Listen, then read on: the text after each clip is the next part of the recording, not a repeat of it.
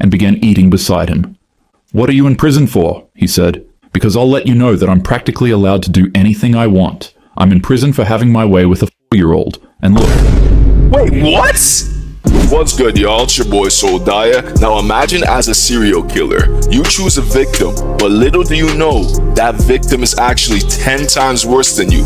That would be crazy. So in this video, we gonna be reacting to serial killers who accidentally chose the worst targets. This is gonna be a good one, so without any time waste, let's get right into it. The cheetah incident.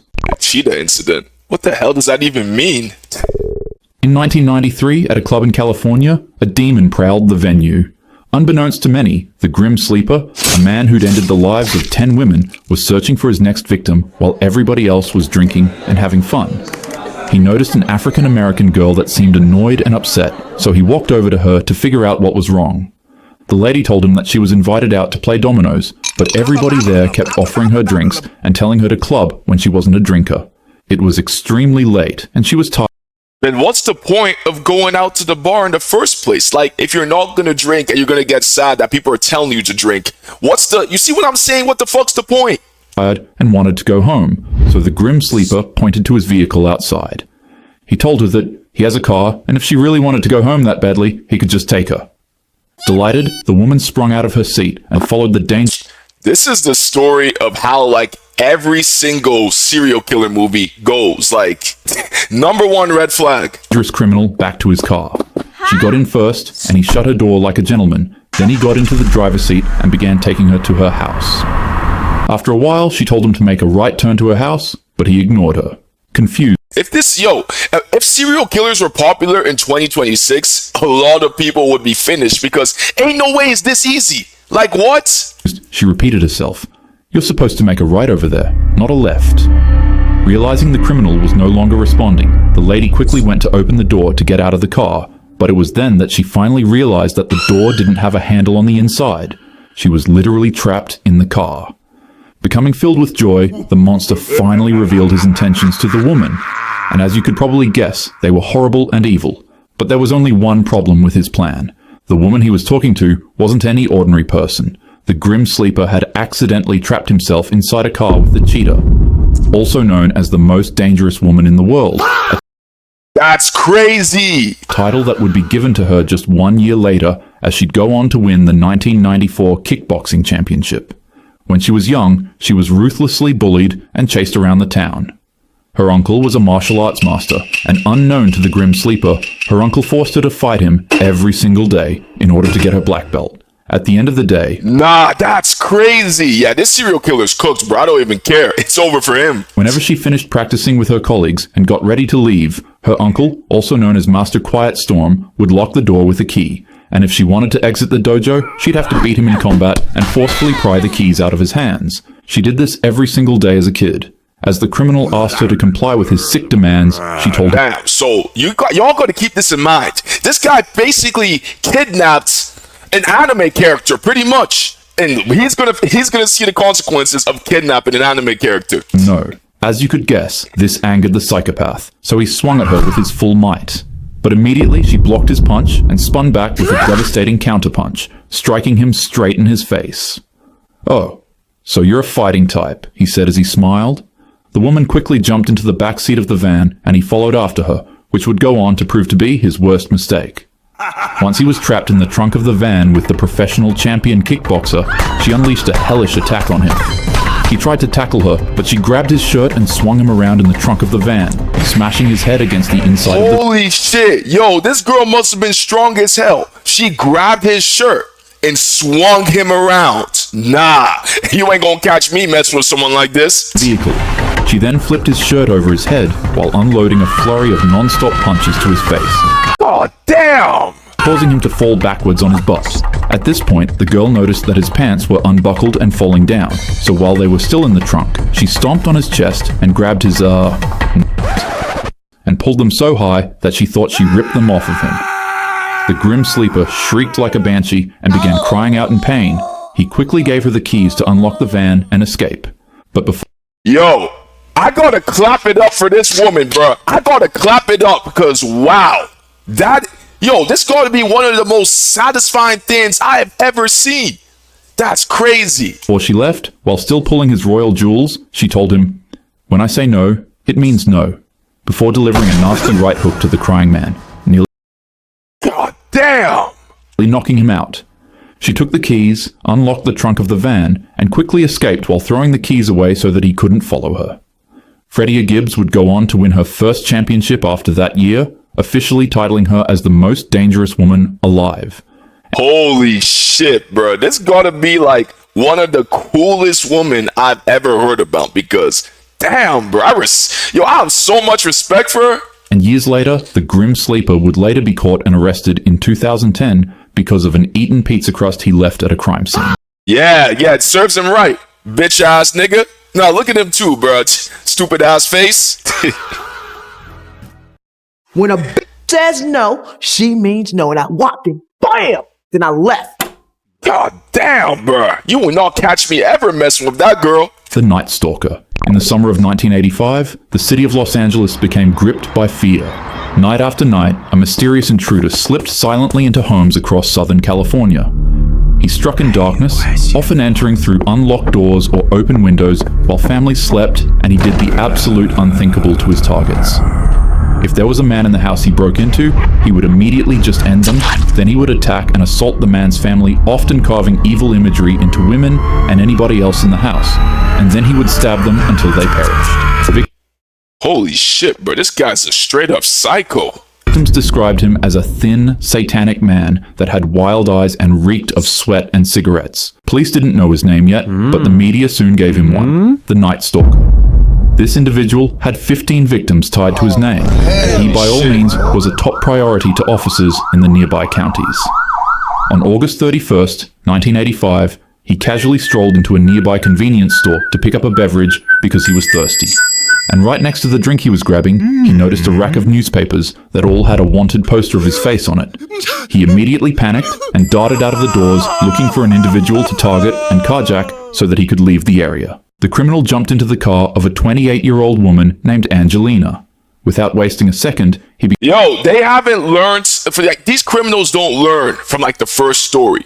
Don't mess with some of these women, bro, because they can really put them hands on you, bro. They can really give you that. began to punch her in the stomach and forcefully steal her car from her. What the Night Stalker failed to notice is that her neighbor was nearby watching it happen, and he also had huge balls. As the neighbor ran over to help Angelina, the Night Stalker told him to stay back and warned him that he had a gun. The 50-year-old neighbor called his bluff and ripped the scumbag right out of the car. And it was at this point that this man had realized that he'd chosen the absolute worst neighborhood to do a carjacking in, because he instantly found himself surrounded by a huge, angry mob. Everybody in the neighborhood knew who he was, they knew all of his crimes, and worst of all, they weren't police officers, so their idea of justice wasn't jail, it was death. The crowd of people beat him viciously. Angelina's husband ripped a steel rod out of a metal fence and began smashing his head with it, while another neighbor attacked him with a makeshift spear made out of barbecue equipment. Multiple people grabbed and tugged at him from different directions, beating him senselessly with anything they could find. They beat him so bad that when police showed up, he began crying out, "I did it! It's me!" begging them to arrest him. Reports state that once he was arrested, he began speaking Spanish to himself, saying, "Thank goodness the police came and arrested me. I'm so lucky." The one time I don't want police to show up, bruh. Yo, those civilians should have just gone the job done because now he got saved by the police, bruh. Crazy. When he was taken to the police station, a crowd of 500 people surrounded the building chanting, "Kill him," in unison. He would go on to receive 19 death sentences. However, he would pass away from cancer at 53 years old in 2013.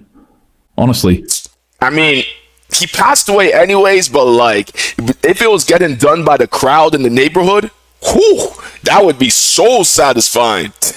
if I was the cop tasked with arresting him that day, I probably would have just driven around in circles and pretended like I couldn't find him. I'm saying, that's what I would have done too. So that he could spend some more time with the crowd of victims he had been terrorizing for the past year. The crash-out incident. While most either don't know or just don't believe it, this man is a serial killer. Oh yeah, I'm pretty sure everyone watching this video knows who King Von is. Allegedly. He grew up in the Parkway Gardens, an area that would later on become named O Block, which is named after his close friend and mentor, OD. when he was murdered. A little later, Pontoon, another one of his friends, would pass away in the same way. Ain't no way we're actually getting King Von in one of these, bro. I'm so shocked, bro. This is like the last thing I was expecting. And, I should probably mention that his father was also murdered when he was 11, but he still had a brother-like figure that he... Holy shit, bro. And you wonder why people turn out the way they are, bro, of childhoods like that. That's crazy. He kept around as a close friend. White. Except, not really, because in 2012, White would pass away on Von's 18th birthday, right in front of him at a gas station. It's Holy shit, bro. This is why the streets be a dangerous place. important to note that it was this specific traumatic incident that caused him to become a serial killer, as after this moment, he would later on be connected to over 10 or 11 murders throughout his life, whilst also taking deep, nearly sociopathic pleasure in the lives he ended and putting it into his songs. Allegedly, of course. Nonetheless, Allegedly. he really did what he rapped about in his music, which is what caused him to develop contempt for another popular up-and-coming artist in his industry, Young Boy. Von took a lot of pride in the crimes he committed, especially since it was what eventually made him become popular and successful. Young Boy, in a lot of ways, is similar to Von. Ain't no way we're getting a King Von and Young Boy like backstory in this video. This is the last thing I expected, but hey, I'm all in for it. But Von didn't believe that he actually did any of the things he rapped about. So for him to see another artist getting more virality than him, when he believed he was a fraud, quietly upset him. And so, completely unprovoked, he'd go on to publicly say that Young Boy lies in his music online. You got cap in your raps. You got cap in your raps. This would start a pretty petty back and forth between the two young men. Von would begin flirting with the mother of Young Boy's kids. Young Boy would flirt. That's crazy, bruh. Flirting with like the baby mama of like someone else is like that you know and like you've known is kind of crazy. With Von's ex, then they sent disses at each other. And blah blah blah. You get the gist. Despite the clear animosity between the two individuals, Von would go on to say that there was no bad blood between him and Young Boy at all, which would later on prove to be obviously untrue. On November 5th, 2020, he would get up, hop into his bulletproof Hellcat, and head out to a club to perform his show along with 8 other cars that were guarding and following him. At the club, despite everything seeming normal, Yo, bulletproof Hellcat, bruh. That is a crazy flex, bruh. Having a bulletproof Hellcat. Who knows? Maybe I'll get a Hellcat one day, bruh. Probably not bulletproof, but one day. and fun at first, people close to Davon noticed that he seemed off. The man frequently mentioned paranoia and feeling like the spirits of the lives he ended were always watching him. Many people said he could switch from being calm, collected, and silly to seeming very off or sociopathic. A lot of people generally started to believe that he might have had a literal demon living inside of him, or something seriously wrong with his head, and it was noted that he was allegedly given inside information that one of Young Boy's friends was at a nearby club that was extremely close to him. This friend's name is Quando Rondo. After he finished performing at his show, he and his entourage got up, went inside of their cars, and headed back home to call it a day. However, suddenly the security guards noticed that Von's car had gone missing. He made a detour to the club that Quando Rondo was at, and waited patiently. His entourage later on showed up and found Von. After regrouping with him, they put all of their weapons away. I'm pretty sure we all know how this story's gonna end, bruh. Crazy. Inside of the car and got ready to head inside of the club. But it was at this moment that one of Von's associates located the person he was looking for. As Quando Rondo was leaving the club, Von bumped into him head on and began to beat him ruthlessly. The man was terrified, later stating that he didn't even know who was fighting him, but once he realized it was Von, it felt like the devil or a demon was attacking him. It's like I had an out-of-body experience. Like it's like the devil was coming to get me, like... Holy glaze, bro. Like, damn. It's like my soul, like I can't even explain it, man. Yo, how hard must he have punched him for him to like be thinking like this? Cause what the hell? Von was doing what he loved, and the man he was attacking was likely going to become another victim that he'd rap about in his songs. But there was just one slight mistake he made. He assumed that his target was alone, and was so laser-focused on attacking his target that he failed to realize that just 2 feet away, a random white car was full of Quando's crew, all of whom were armed. And when they saw their friend being attacked by Von, they didn't hesitate to him 4 times. Even after getting injured, Vaughn continued wrestling and attacking Quando until the two were eventually broken up by their crews. Undercover police officers ran to the scene and began calling backup. The man had 4 holes in his body, and blood was leaking everywhere inside of the car, panicking his team and friends. Nonetheless, Holy shit. he was still alive and conscious. He'd even go on to tell his friends to calm down because he was fine. While he was successfully delivered to the hospital, during surgery he'd suddenly shoot up awake in cold sweats. He'd throw the nurses and medical staff who were operating on his body off of him and then began swinging at them. Yo, I didn't even know about all of this. I might have to go fact check this later, but damn, bro. What the hell? 2 surgeries. He had 3 surgeries ago. He made it to 2 surgeries. And then after the second surgery, he hopped off the bed and started fighting the nurse and said, "Where his gun at?" In a state of complete shock and panic, he began searching for his gun on the surgery table, but then froze.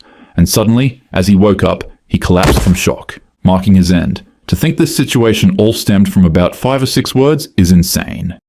What, like, the ignorance sometimes, bro, of people, cause ain't no way you got cap in your rap, bro.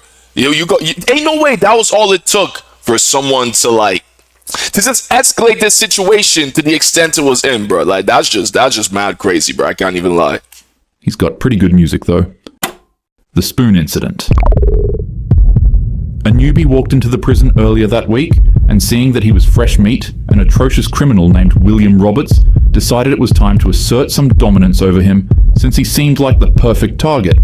It's unclear What the hell does he mean by dominance? exactly what sick intentions William had in mind for the man when he approached him, but what is known is that when the two interacted, the monster began to boast and brag about the most heinous crimes he had committed in an attempt to put fear into the heart of the man and make him yield to his requests. He walked up to the man's seat where he was eating, then he set down his food tray and began eating beside him. "What are you in prison for?" he said. "Because I'll let you know that I'm practically allowed to do anything I want. I'm in prison for having my way with a 4-year-old, and look." Wait, what? Ain't no way he's telling this to someone else in prison. What the fuck? "I'm still here. So what about you? Are you here for car theft, insurance fraud, reckless driving?" After sitting and listening to William's monologue, the man calmly responded to his questions. "I'm a serial killer. I'm in here because I ended a man that was bragging to me about the horrible things he had done to multiple kids. That's crazy. I strangled him so hard that emergency responders said his face became blue like a pair of jeans, because I hate predators. They thought I was crazy, so they sent me to a mental hospital where I bumped into another person who did the same horrible thing to kids. And so I ended him too. And now, they've sent me to this prison, and just like deja vu, I have another predator telling me the same thing. I just ended the life of another prisoner 2 hours ago. I hid his body under my bed, and I hoped I wouldn't need to do the same thing to another person for a while, but I guess I was wrong. William Roberts just happened to choose the absolute worst person to brag to about his crimes. Like, he was feeling like, yeah, I'm bad. You know what I'm saying? But he saw someone even worse than him? Damn, bro, it's over. He was talking to Robert Maudsley, a serial killer specifically known for only targeting predators. And in the blink of an eye... Yeah, but so, hey, that kind of serial killer, I gotta of course I'll never respect, killing someone, but hey, he's killing the people who, are predators, bro. So, hey, I guess it makes sense. Maudsley grabbed the spoon off of his food tray and jammed it into William's face. He screamed horrifically, but Maudsley didn't stop there. He ruthlessly beat and continued to carve away at the man's face with his spoon. He stabbed him over and over again, and somehow nobody in the prison noticed what was happening at all. Nobody noticed or nobody gave a shit, bruh.